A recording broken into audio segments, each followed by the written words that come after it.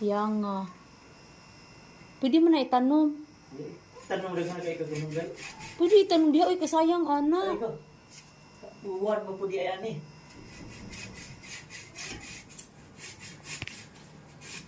Tayan man ito.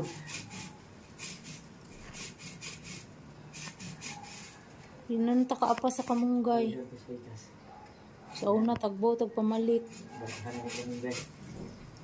Kaya nga to nas babaw oy.